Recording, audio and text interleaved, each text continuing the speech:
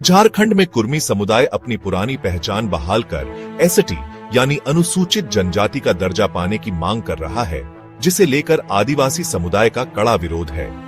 आदिवासियों का तर्क है कि कुर्मी समुदाय मूल आदिवासी नहीं है और एसटी दर्जा देने से उनके संवैधानिक अधिकारों, आरक्षण, नौकरियों और राजनीतिक प्रतिनिधित्व पर असर पड़ेगा, जबकि कुर्मी समुदाय पुरानी जनगणना और सांस्कृतिक समानताओं का हवाला देते हुए अपनी मांग कर रहा है। नमस्कार, आपका स्वागत है झारखंड मिरर चैनल पर।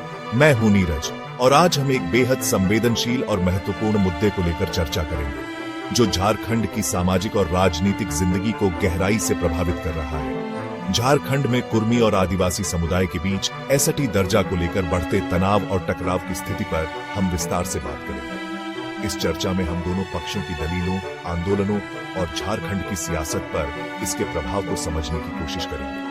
तो जुड़िए हमारे साथ झारखंड मिरर पर, जहां हर मुद्दे की सच्चाई को सामने लाने का हमारा प्रयास रहता है। तो चलिए स्टार्ट करते हैं। झारखंड में कुर्मी समुदाय अपनी पहचान को लेकर फिर से सड़कों पर उतर आया है और लगातार अपने लिए अनुसूचित जनजाति एसटी का दर्जा पाने की मांग कर रहा है। यह आंदोलन 2023 से शुरू हुआ था और अब 2025 में इसकी तीव्रता और व्यापकता बढ़ गई है। कुर्मी समुदाय का दावा है कि उनका इतिहास, भाषा, रीति रिवाज और पूजा पद्धति आदिवासियों जैसी ही है और उन्हें भी पुराना व वास्तविक आदिवासी घोषित किया जाना चाहिए। उनका मानना है कि अंग्रेज शासन के समय 1931 की जनगणना में उन्हें आदिवासी माना गया था, लेकिन बाद की कैटेगरी में बदलाव के कारण उन्हें पीछे धकेल दिया गया। 20 सितंबर 2025 को इस समुदाय ने रेल टेका दहर छेका आंदोलन का ऐलान किया है, जिसमें वे रेलवे ट्रैक पर जाकर ट्रेनों को रोकने का साहसिक कदम उठा रहे हैं। इससे सैकड़ों ट्रेनें प्रभावित हो सकती हैं और देश के कई हिस्सों में यातायात बाधित हो सकता है। यह आंदोलन झारखंड के अलावा पश्चिम बंगाल और ओडिशा जैसे राज्यों में भी तेज हुआ है, जहां कुर्मी समाज अपने अधिकारों की लड़ाई लड़ रहा है।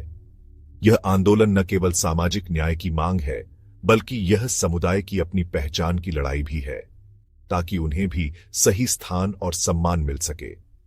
इसी क्रम में दिल्ली, रांची, कोलकाता और अन्य स्थानों पर बड़े स्तर पर प्रदर्शन और रैलियां आयोजित की गई हैं, जिसमें हजारों लोग हिस्सा ले रहे हैं। आदिवासी संगठनों, विशेष रूप से सरना समिति जैसे समूह इस मांग का कड़ा विरोध कर रहे हैं। उनका तर्क है कि कुर्मी समुदाय का इतिहास और संस्कृति पूरी तरह से अलग है और उन्हें आदिवासी घोषित करना उनके अधिकारों और सांस्कृतिक पहचान का अपमान होगा। उन्होंने चेतावनी दी है कि यदि कुर्मी समुदाय को एसटी का दर्जा मिला तो इससे उनके अधिकारों और राजनीतिक स्वायत्तता पर असर पड़ेगा। इस विवाद ने झारखंड की राजनीति को गरमाया हुआ है, जहां दोनों पक्ष अपनी अपनी दलीलें और तर्क दे रहे हैं। कुर्मी समाज का यह आंदोलन किसी अनूठी राजनीतिक घटना से कम नहीं है। यह समुदाय अपनी पारंपरिक पहचान फिर से स्थापित करने के लिए सड़कों पर है। वहीं आदिवासी भी अपनी सांस्कृतिक और ऐतिहासिक अधिकारों को बचाने के लिए आंदोलन कर रहे हैं। दोनों पक्ष अपने तर्कों का आधार भी पेश कर रहे हैं। कुर्मी अपनी ऐतिहासिकता और स्वाभाविक रूप से आदिवासी होने का दावा कर रहे हैं, जबकि आदिवासी संगठन यह कह रहे हैं कि यह उनके अधिकारों का उल्लंघन है और यह एक प्रयास है सामाजिक और राजनीतिक लाभ हथियाने का। यह संघर्ष झारखंड की राजनीति, समाज और संस्कृति पर गहरा असर डाल सकता है, खासकर यदि यह आंदोलन और तकरार बढ़ती है। सरकार के फैसले और समुदायों के बीच संवाद ही इस जटिल स्थिति का समाधान कर सकते हैं। यह आंदोलन अभी भी अपने चरम पर है और दोनों पक्ष अपने अपने अधिकारों की लड़ाई लड़ रहे हैं, जो आने वाले समय में राज्य की भविष्य की दिशा तय करेगा। यह जानकारी विभिन्न संसाधनों से एकत्रित रिपोर्टों और खबरों पर आधारित है, जो 2025 में झारखंड में चल रहे इस विवाद की जटिलता और तीव्रता को दर्शाती है। आपकी क्या राय है? कमेंट सेक्शन में जरूर साझा करें और वीडियो अच्छा लगे तो हमारे चैनल को सब्सक्राइब करना ना भूलें। धन्यवाद।